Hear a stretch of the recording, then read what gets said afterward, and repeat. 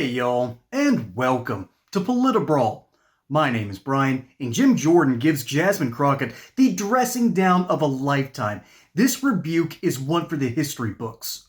Let's dive in. I do believe that it was ethically right for social media to check people because you had people that didn't know anything about science and decided that they were going to put out whatever lies or propaganda or conspiracy theories they wanted to.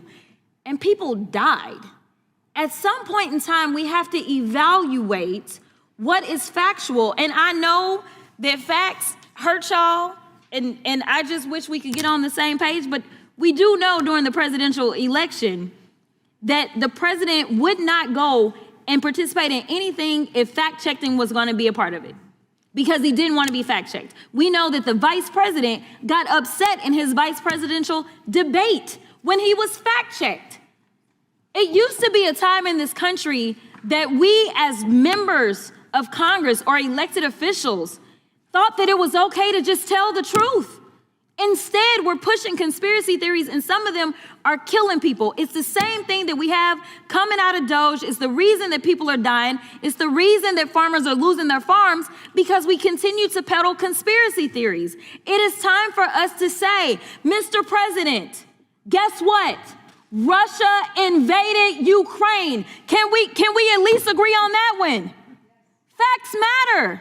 Yeah, I just wanted to make a point. We've talked, generally, the previous speaker talked about factual information. We've talked about fact-checking. Fact-checking, you know what fact-checking is truly supposed to be in this country? The First Amendment. Not some expert who can sit on and look at posts and tweets and different things and say, oh, that's not factual, take it down. That's not how it works. Fact-checking is the First Amendment. Someone says something stupid, and that happens every day in this Congress. Someone says something crazy. Someone says something that's not quite true, not quite accurate. You know what the fact check is? Someone says something else, and you have debate. That's what we do in this committee every day. And this is the committee who's supposed to protect that fundamental fact. Real fact-checking is the First Amendment. Our Supreme Court has been clear about that. You don't like certain speech, the best speech for wrong speech is more speech. The best speech for false speech is true speech. That's how it works. You have a debate, and you trust we, the people, to figure it out, not some expert who's going to fact-check every tweet, every post, and we saw this in the Biden administration. We're seeing it in Europe now. We're seeing it in Brazil. That was the first bill we dealt with from the gentleman from California, his good legislation that we all agreed on. We're going to work on and put a good bill on the floor. So that's the key. That's what and we know it happened because, again, we had the guy who runs one of the biggest companies in the world, most successful tech companies in the world, tell us it happened. We had on the third day of the Biden administration an email from the White House to Twitter saying, take down this tweet ASAP. The government telling a business to take down a tweet, and the tweet, ironically, was from RFK Jr., who was going to be running for president against the guy in the White House. So he was saying, take down the speech of my opponent.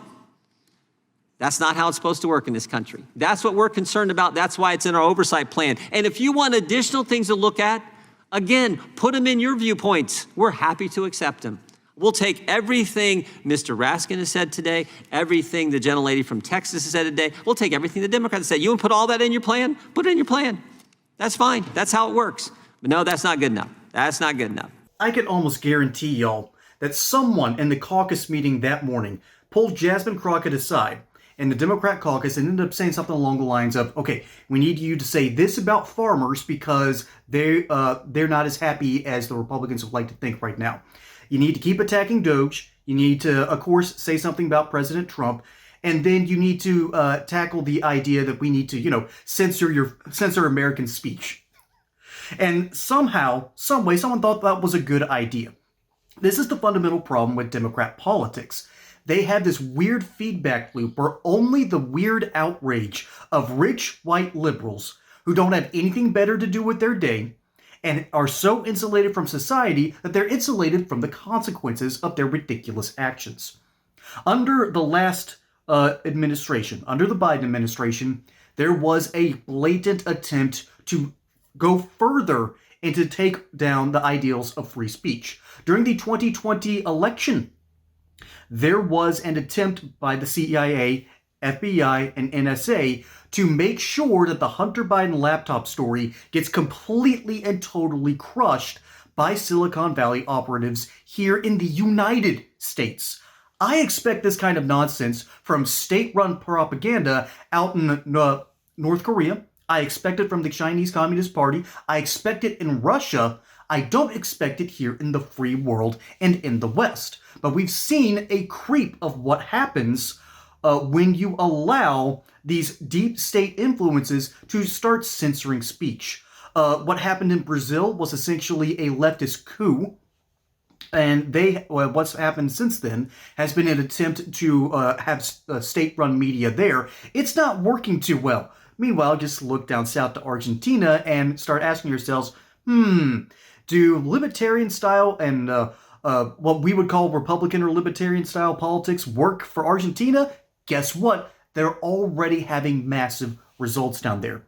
Then we're seeing it across the pond. We're seeing it in Romania, where a very conservative party nearly won an election, but were not allowed to take power because they don't want right-wing politicians eventually just kicking out immigrants who should not be in certain countries. Poland just had a landmark election where the entirety of the EU was trying to push forth one of their candidates that was deeply unpopular with the majority of the Polish people. Fortunately, the conservative won there. So go Poland. You're like the Texas version. You're our Texas over there in Europe. I love the Polish people, and I'm of Northern European descent from the British Isles, not from Eastern Europe at all. But I've been to Poland, and those people are awesome. They're gutsy. They hate being told what to do. They are just viciously attempting day in and day out to protect their nation against encroachment from both EU and Russia. So just unfathomably based. But then we have to bring up Russia for some reason, because that's the fifth thing that someone in the caucus meeting told Jasmine Crockett to talk about. That only has any pull in those rich white liberal circles. And I also had to say something a little controversial here. Russia might have invaded Ukraine after they were poked and prodded constantly by Western intervention. Remember, folks, we basically backed a coup in early 2014 in Ukraine in order to take it out of the Russian sphere. That's sort of a red line for the Russians because that's NATO on their doorstep. They already have it with the Baltic nations, with the Baltic Tigers of Estonia, Latvia, and Lithuania. And of course, now Finland is a part of NATO. Russians, you can always trust them to be paranoid. And it turns out we kept on poking the literal Russian bear. Well, guess what? We poked it to the point where it lashed back. And we're wondering why there's a little kid out there screaming that the caged beast scared him. So yeah, Jasmine Crockett said 5 things that basically make no sense in reality and only make sense to a bunch of rich white liberals. And Jim Jordan has to sit there and remind her not only is she wrong, but the very idea of the freedom of speech that we enjoy here in the United States is enshrined in our First Amendment. This is a deep-seated spirit here in the United States, and it's almost gone away after multiple occasions. Abraham Lincoln tried to shut it down during the war between the states because there was so much pushback, particularly in New York City, because they were relying, the whole union system relied on extracting wealth out of the South so they could go spend money and build the infrastructure in the North. The South did not get a good deal. That's one of the big reasons for the war. Of course, there are some obvious ones as well, but that doesn't need to be stated because it's so stinking obvious. So that's the cool thing about the freedom of speech. It's deeply ingrained in us. And when you start trying to tackle that, when you start trying to take that away, bad things happen nearly every single time. The people who try to suppress speech are rarely ever the good guys. We had that happen in 2020. We nearly had that happen during the war between the states. We had that happen during World War I, as a matter of fact. So we have had a history that in wartime, we try to censor speech. It happens. But the moment that war ends, the policy changes. That didn't happen during peacetime, during a major presidential election, after an unprecedented virus of unknown origin, and a lockdown that, looking back, really didn't make that much sense. We need to have the ability to question narratives. If we do not have that, you do not have a free people.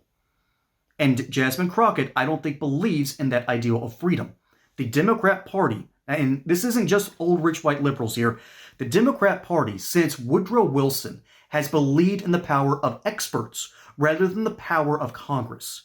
They would rather rule through bureaucracy and through an over-educated class that deep down doesn't really know what they're doing.